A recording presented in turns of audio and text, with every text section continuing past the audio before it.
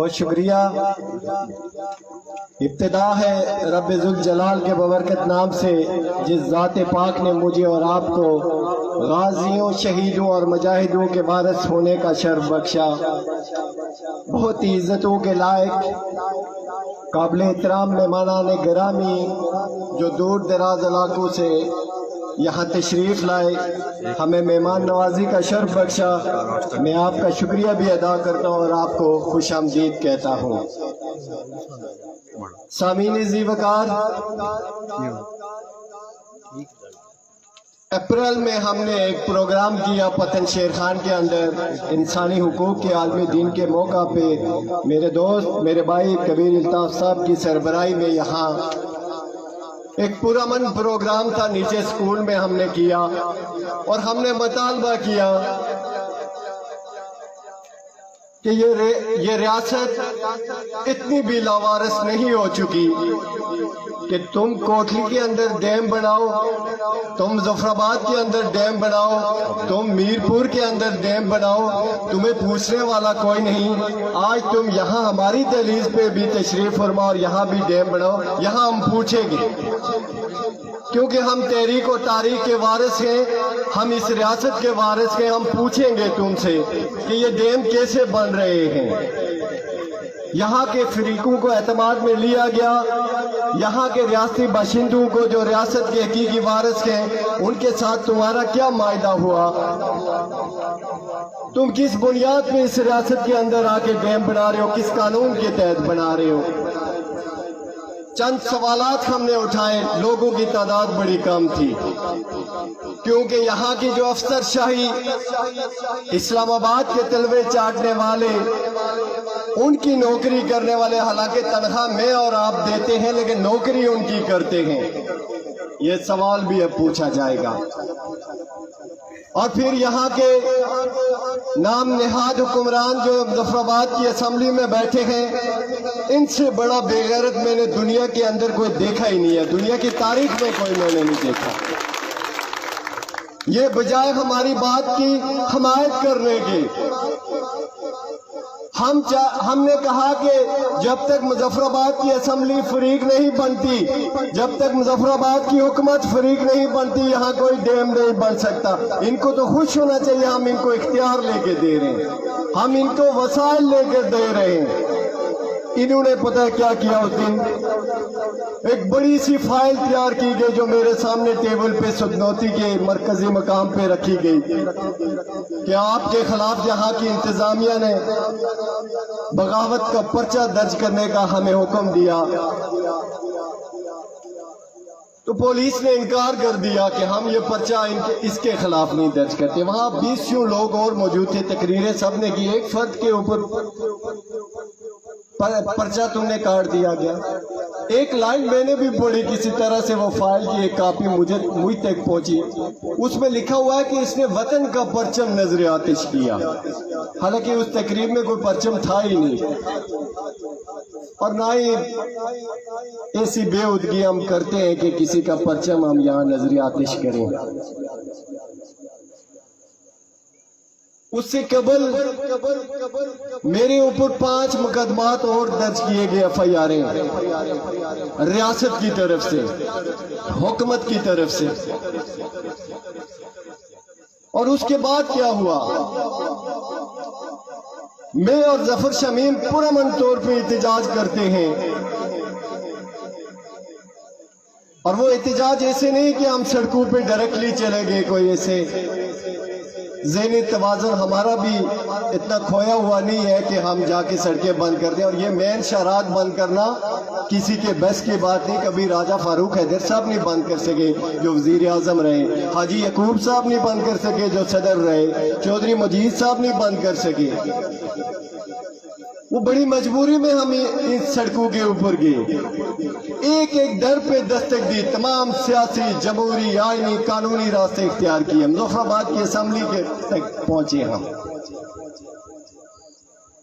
जब हमें कहीं से इंसाफ नहीं मिला और सबने यही कहा कि हम तुम्हें कुछ नहीं दे सकते, ये इस मुल्क की इंतजामिया से लेकर इस मुल्क के वजीर आजम ने ये बात की اور سب کچھ ہمارے پاس ریکارڈ کے طور پہ موجود ہے۔ پھر ہمارے پاس احتجاج کے سوا کوئی اور راستہ بچتا نہیں تھا، ہم احتجاج پہ گئے۔ 6 دن یہاں کی سڑکیں بند ہوئی۔ میں اور ظفر شمیم آزاد پتن کے مقام پہ بیٹھے کہ لوگوں کو بڑی تکلیف ہے، یہ بڑے بےغیرتیوں سے ہمارا پالا پڑ گیا ہے۔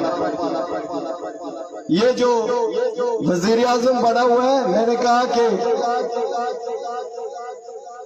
یہ کوئی انتہائی غیر سیاسی آدمی اور غیر سنجیدہ آدمی ہم پہ مسلط ہو گیا، جو کشمیر بھیجنے کے لیے آیا یہاں پہ۔ ہم نے فیصلہ کیا کہ ہم عوام کے وسیع تر مفاد میں، کیونکہ لوگ بڑے تنگ ہیں، 6 دنوں سے سڑکیں بند ہیں، تو ہم یہ سڑکیں کھولتے ہیں۔ یہ ہم 3-4 آدمیوں کا فیصلہ تھا، اور ہم نے پورے پوسٹ ڈویژن کی سڑکیں کھلوائیں۔ میں ان کا بھی بڑا شکر گزار ہوں جنہوں نے ہمارا برم رکھا، عزت رکھی، لاج رکھی۔ 2 دن گزرے تو رات کو میرے گھر پہ پولیس کشی کی گئی۔ 2 گھنٹے پہلے میں بازار سے اٹھ کے گھر پہنچا تو پیچھے۔ کہنے کا مقصد یہ ہے، اور مزے کی بات جو آپ سے کہنا چاہتا ہوں، کہ اس ہڑتال کے اندر 6 دنوں کی ایک پتا تک نہیں ٹوٹا، ایک پتھر بھی نہیں چلا، اور کسی ایک معمولی سے پولیس اہلکار کے ساتھ بھی کسی ہمارے احتجاج کرنے والے فرد نے تلخ کلامی تک نہیں کی، اور نہ ہی کسی آفیسر کے ساتھ۔ وہاں ہمارے اوپر FIR کاٹی گئی دہشت گردی کی، اور پھر یہاں کی ڈویژنل اور ڈسٹرکٹ انتظامیہ نے کہا کہ آپ ہمیں تنگ کرتے ہیں، آپ نے جن کو ووٹ دیا ہوا ان سے آپ کچھ نہیں کہتے۔ میں نے کہا اچھا چلو، ہم نے جس کو ووٹ دیا میں اس سے جا کے اپنا حق مانگتا ہوں۔ میں نے کہا میں 18 جولائی کو تنویر الیاس کے گاؤں میں جا کے احتجاج ریکارڈ کرواؤں گا اس کے گھر کے سامنے۔ اور جب میں 18 جولائی کو تنویر الیاس کے گاؤں میں پہنچا تو وہاں کرفیو کا سما تھا، اور پولیس، پوری ریاست کی پولیس وہاں پہ موجود تھی۔ میں نے پولیس سے سوال کیا کہ آپ تو کہتے تھے کہ آپ ان کے سامنے جا کے احتجاج کریں، پھر آج یہاں کیوں آئے ہیں؟ 18 جولائی کو مجھے گرفتار کیا جاتا ہے 6 FIRوں میں۔ 18 جولائی کو میں تھانے منتقل ہو جاتا ہوں راولہ کوٹ۔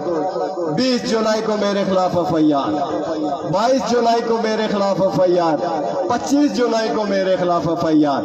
کہنے کا مقصد کہ یہ ہے وہ ننگا نظام جس کو ہم آپ کے سامنے مزید ننگا کرنا چاہتے ہیں، جو آپ کی اور ہماری عوام کی آنکھوں پہ باندھی ہوئی پٹیوں کو ہم ننگا کرنا چاہتے ہیں، کہ ایک آدمی جیل کی سلاخوں کے اندر، ان کی کسٹڈی کی، ان کی ہتھکڑیوں میں، اس کے اوپر باہر پرچے کاٹے جا رہے ہیں۔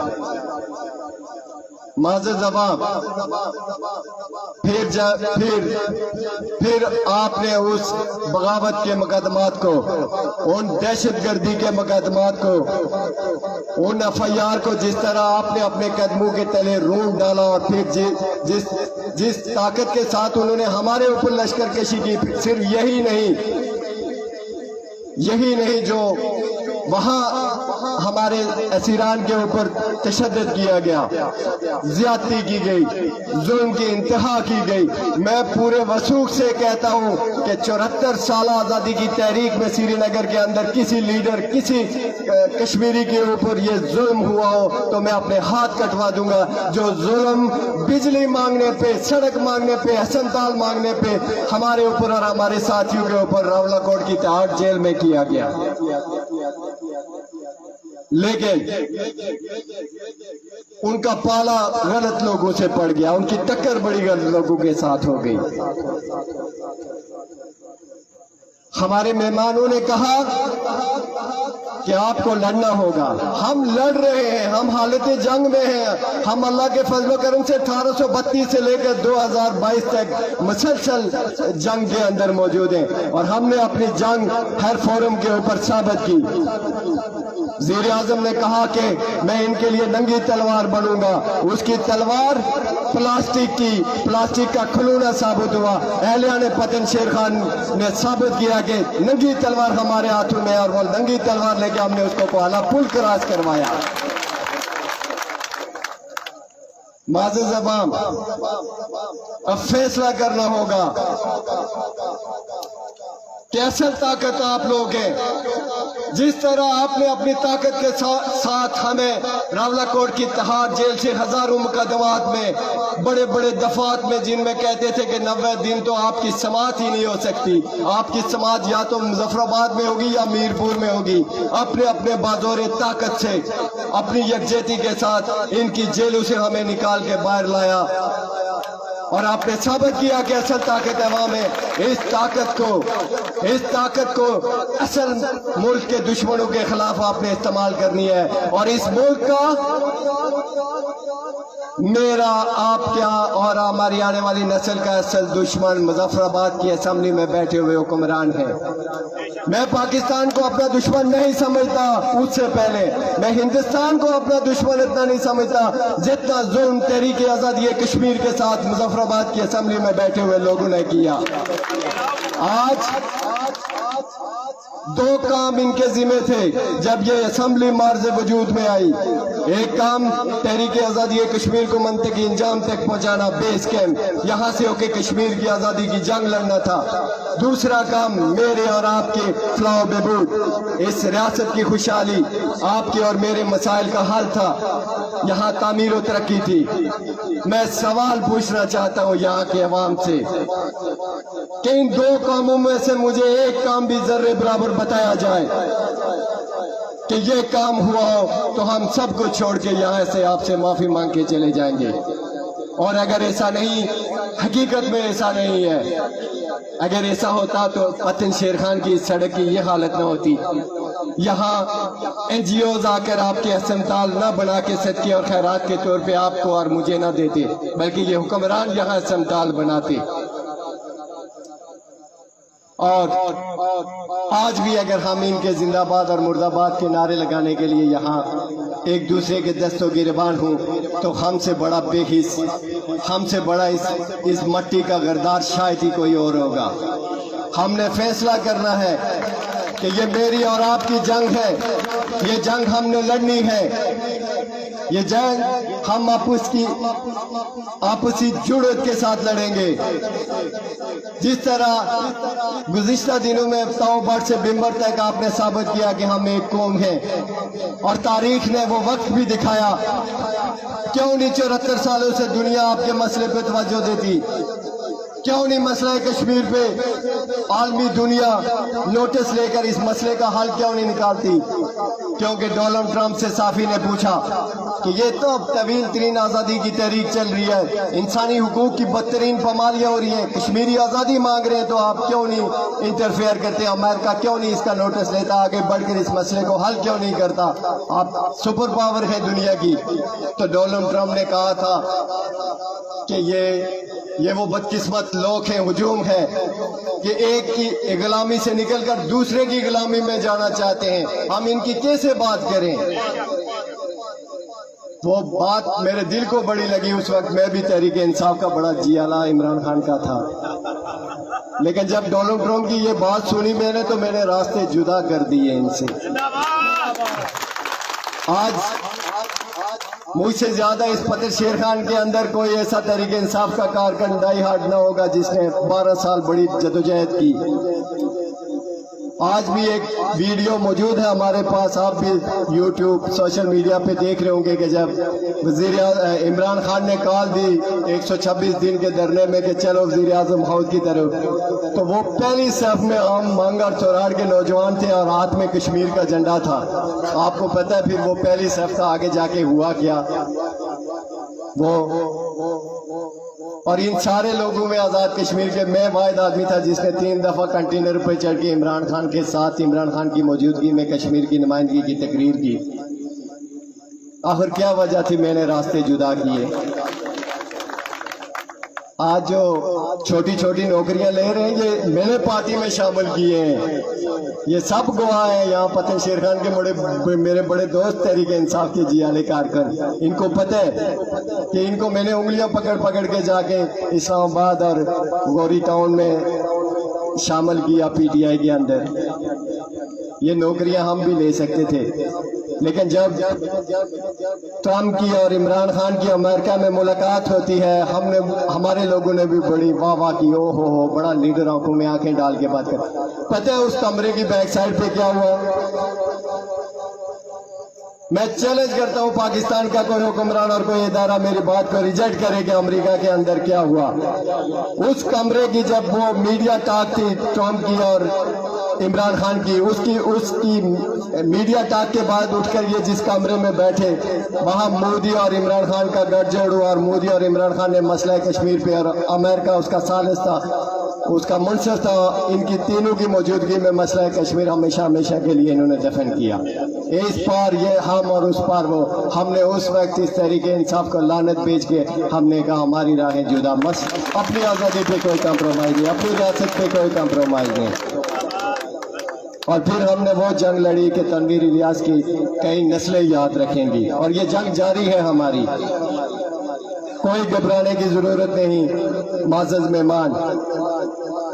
یہ اس وقت ممکن ہوگا جب اہلیان پتن شیر خان اور یہ کانڈی کا جو بل جو جس کے چپے چپے پہ ہمارے بزرگوں کا لہو نچھاور ہوا اور اس گلشن کی آبیاری ہوئی، ہم میں سے جب تک ایک فرد بھی زندہ ہے نہ تو کوئی کشمیر کو تقسیم کر سکتا ہے، نہ کشمیر کے اوپر کوئی قبضہ کر سکتا ہے۔ ہم نے فیصلہ کر دیا کہ اس جنگ کو منطقی انجام تک پہنچائیں گے، ہم نے فیصلہ کر دیا ہے کہ اب اس جنگ کو ہم خود لڑیں گے، سیاسی سوارتی اور اخلاقی اور عسکری محاذ پہ یہ جنگ ہم خود لڑیں گے۔ ہم اس نام نہاد وکیل کو ہم نے مسترد کر دیا، ہم نے اپنا وکالت نامہ ان سے چھین کر اس کے ٹکڑے ٹکڑے کر کے اس دریائے جیلوں کی نظر کر دی ہے۔